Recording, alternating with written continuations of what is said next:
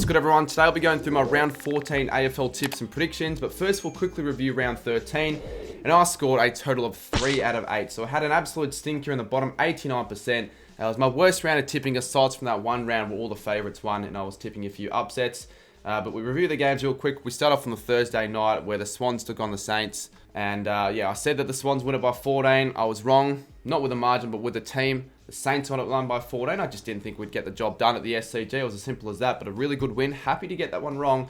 I got my first tip correct when the Power beat the Dogs on the Friday night. But then the next game on the Saturday, I thought the Hawks would compete and have actually a pretty good game, but didn't think they'd actually get the job done. I went the Lions and they didn't get the job. They had just had a shocking game, to be honest with you. Then went the Crows, and I said they'd win it by 116 points if you watched the last tipping video.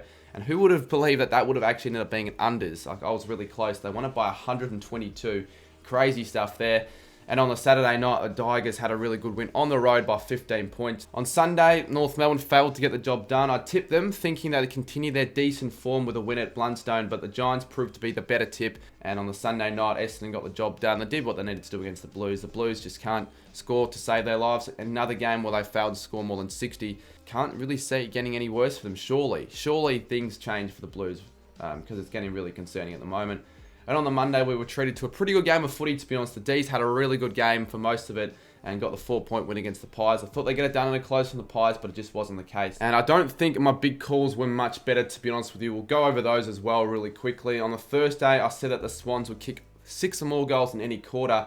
They didn't score many goals, but the closest they got to that feat was in the second, where they scored 5. On Friday night, I said that the Power would score the first 3 goals of the game, and they got this first goal, but the Dogs scored the next one after, so also got that one incorrect. For Hawthorn v Brisbane, I thought this would be a pretty high scoring one. I said that the combined score would be 205 or more, but that obviously didn't happen. The combined score was only 171. The Adelaide v West Coast game, I said that Rochelle and Rankin would combine for 8 or more. Obviously, heaps of goals were scored in this game, but they only combined for 4. It was Taylor Walker, the man that got all the goals. He kicking 10. And between the Dockers and the Tigers on Saturday night, I thought the conditions were going to be poor, so I said there'd be 8 or more behinds and goals, but it combined to only be 1 extra behind the goals. On the Sunday, I said that the biggest lead of the game between North and the Giants would be 16 points, but the Giants got out to a 34-point lead in that one. And then in Carlton v Essendon, I said that stupidly, the Blues would be up for 70% or more of the game, but the Blues were only in front for 20% of the game, not even, I don't think. And then on the Monday, with myself failing to get the 2 which was needed to avoid the punishment, I said that Mason Cox would kick a clutch goal in the last quarter, but he failed to do so, only scoring the 1 goal, which was in the second. So I failed to get a big call correct in this video, which is disappointing, which means we'll go through to see the most liked comment. The most liked comment at 142, but you can see it on screen. People don't realize there are punishments that I can say no to, and I'm saying no to that one simply because it's just not going to happen. I know for a fact I'm not going to write 18 letters. It's just a waste. So we're going to the next most liked comment, and that was AFL Legend. That was to film a footy tipping video with Shannon and Mark. That is going to be difficult to try and get working, but we'll get it going sometime throughout the next few weeks, that's for sure. So stay tuned for a tipping video with Shannon and Mark.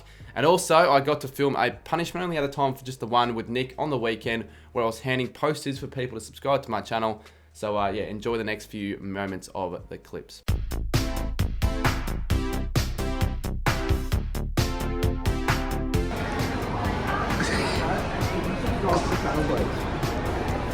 Cheers, mate. Subscribe. Take one out. Cheers, mate. Oh, he's got a free subscriber. Hand the other one out. Mate, there's other. Take it. Just take it.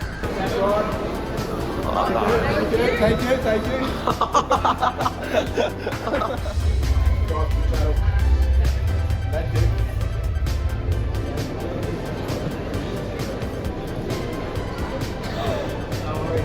Cheers, mate. Alright, if you want to see me do more punishments just like the one you saw on screen, then comment them down below. And the one with the most likes that at the end of the day I decide I want to do will be the one I end up doing for the following tipping videos. But anyways, let's get into round 14. A shorter one, only the 6 games. So we'll be going through these games a little bit more quickly. We start on the Thursday night. The Power take on the Cats at the Adelaide Oval. The Power just continue to get wins, and they're only percentage now outside of first spot now on the ladder after the Collingwood loss. And they've got 10 wins in a row and another really good scalp against the Dogs, who are a really tough side to beat at Marvel. And I thought they played pretty good footy, the Dogs. I just thought that Power just simply did it better, and they played a full 4-quarter performance, I thought. And obviously on the weekend, the Cats had the bye, but the week before, they also beat the Dogs in a really impressive manner. And I think this week, they've got a couple of players back from injury. It might be Dangerfield. I'm not sure who else. I need to have a look at the list. So it could influence my tip a little bit. I probably won't change it, though, I don't think, regardless of the ins and outs in this one. I just think, at the moment, the Power are just in too good a form to tip against, especially at the Adelaide Oval. If this is a GMHBA, I might tip the Cats, but yeah, the Cats, I just think their form hasn't been the greatest. They're getting back into the rhythm of things. They probably still find a way to make finals, but I just don't think they're quite the side they were last year, whereas the Power, they're really challenging for the premiership, I think, this season. So I'll go safe. I think Port Adelaide should go and win this game, especially being at home. But I could see a Cats upset because Port Adelaide eventually will have to drop a game. But I'm going to go Port to win this one in a high-scoring affair by 16 points with my big call, 17 or more goals combined in the first half. Next up, we got on the Friday night, the Lions taking on the Swans at the Gabba. Bit of a disappointing one, the fact that the Swans are now playing so badly. This could have been a really ripping contest if we preview this a little bit earlier on in the season.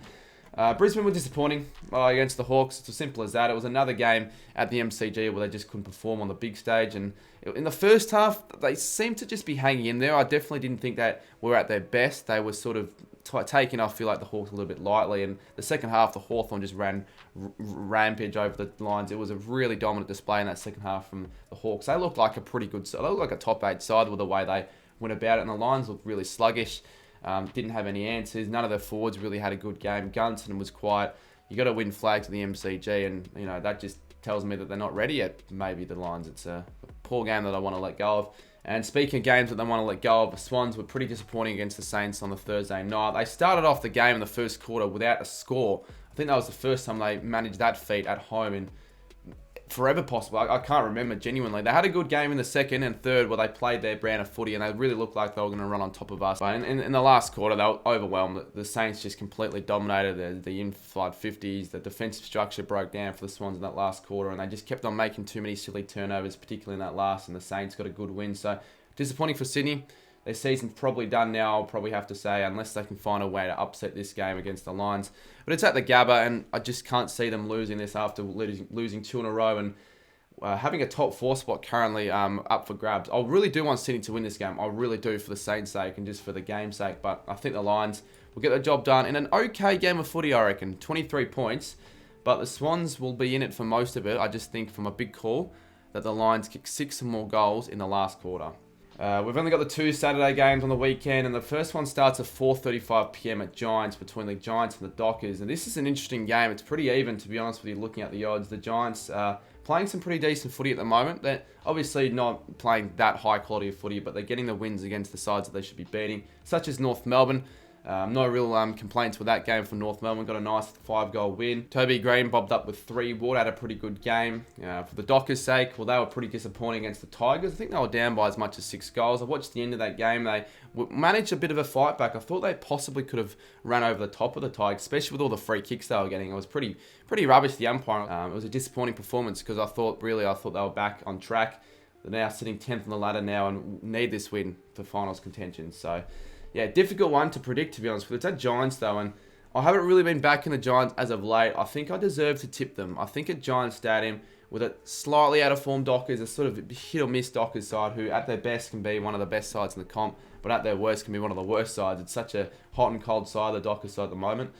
We're going to go the Giants in a bit of an upset, I think. We're going the Giants to win it by 7 points with my big call. Jesse Hogan against his former side kicks 4 or more goals. And the second game on the Saturday night at the MCG, Richmond take on the Saints. This is a pretty big game of footy, especially for St Kilda. If they still want to be in contention for that top 4 spot, they have to win this game. Richmond, on the back of 2 wins in a row, 3 of the last 5, and honestly their form as of the last 6-7 weeks has been pretty impressive. And it was, again, put on display on the weekend against the Dockers.